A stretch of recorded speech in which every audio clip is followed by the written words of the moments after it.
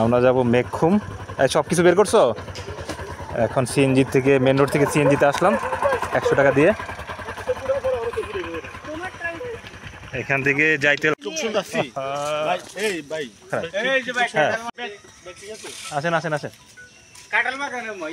ও এই যে কাঁঠাল বাগান। হ্যাঁ, কিন্তু ব্যাগগুলো রাখবো, দোকানটা তো বন্ধ। ছোট ব্যাগটা আমার কাছে দাও।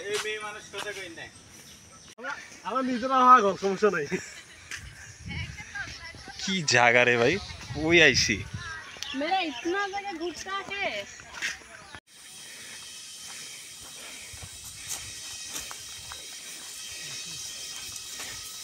তোমরা মানে পাহাড় থেকে পাহাড়ে কত সময় লাগছে মহামায়া যাইতে?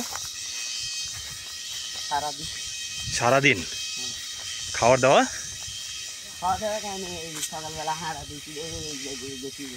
মানে সারাদিন লাগছে হাইটে যেতে? মানে কটাকটি করতে বেশি করে। আর আপনার পানি টানি আছে। হ্যাঁ, পানি খাইয়ে মানে যাওয়া আসা সারাদিন লাগছে না? হ্যাঁ, আমরা এখান দিয়ে যাই আরেক জায়গায় চলে এসেছি। কি শুনছান পরিবেশ। তুমি তো অনেক দূরে যাবো মনে হয়। চলে আসছো। এখান থেকে কত সময় লাগবে? এখান থেকে আরো 1 কিলো। এই একই রাস্তা ধরে যাবো না? কোনো ডাইনে বাই না? ওকে। তোমার ক্ষেত কি এটা?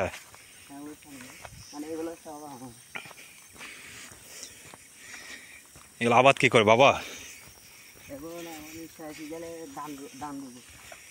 ফসল হয় কি দুইটা?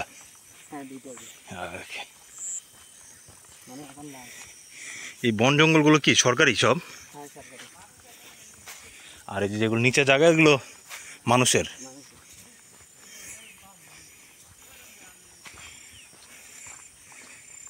ঝিরি সুন্দর পানি।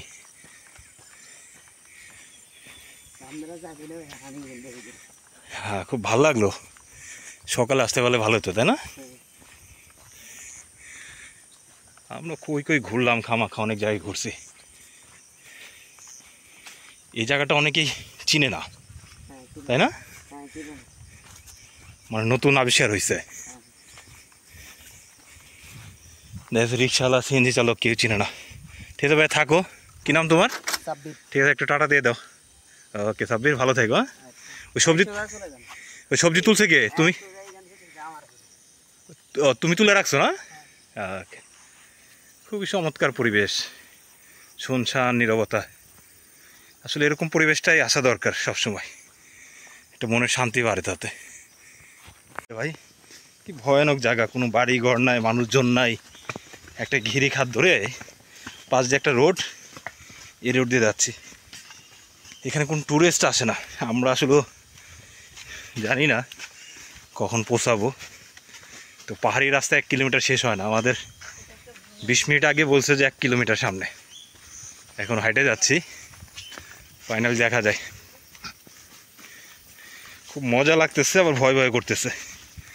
অলরেডি সাফায়াতের মুখ বন্ধ হয়ে গেছে। সে চিন্তায় আছে যে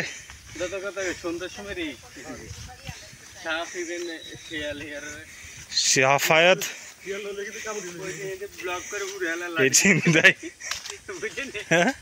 আমরা সম্ভবত রাইট লোকেশনে চলে আসতে সক্ষম হয়েছি। এই সেই ঝিরির পথ, এখান থেকে হাইটে যাব। কিন্তু হাফ প্যান্ট পরলে বোধহয় ভালো হতো, পানি অনেক। ফাইনালি অর্ধেক রাস্তা আসতে পারছি। এখন রিটার্ন করে ফেলতেছি, বিকজ সন্ধ্যা হয়ে গেছে, 4:30টার মতো বাজে। কারণ এখান থেকে কাছাকাছি লোকেশন যেতেও 1.5 ঘন্টার মতো লাগবে। তাই এখানে থেমে দিলাম। অন্য আরেকদিন আসবো, আপনাদের দেখানোর চেষ্টা করব ভালোভাবে ইনশাল্লাহ। খুবই চমৎকার লোকেশন, ঝিরি পানি। কি মাছ নিয়ে ধরে ফাইনালি আরেকটা রাস্তা ধরছি, সেই রাস্তা দিয়ে চলে আসতে সক্ষম হয়েছি। বাট দিনের আলো এখানে পৌঁছায় না। এসে ভয়ানক জায়গা, অসম্ভব রকম ভয়ানক।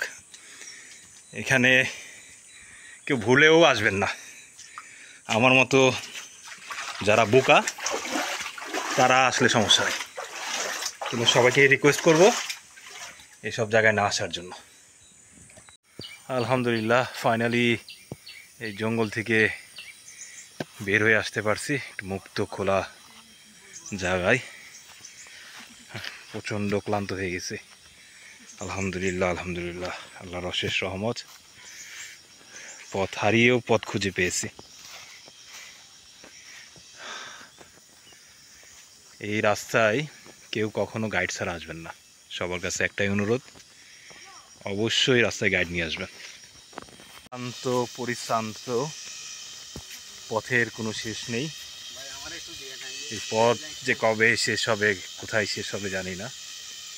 হাঁটতেছি তো হাঁটতেছি প্রায় 3 ঘন্টা, আমাদের ডেস্টিনেশন পয়েন্ট তো যেতেই পারি নাই। মডার্ন ওইটাও সেম মাটির ঘর। এই ঘরটা আমাদের এখানকার সব থেকে পুরনো, আকবর হাউস নাম বলা হয়।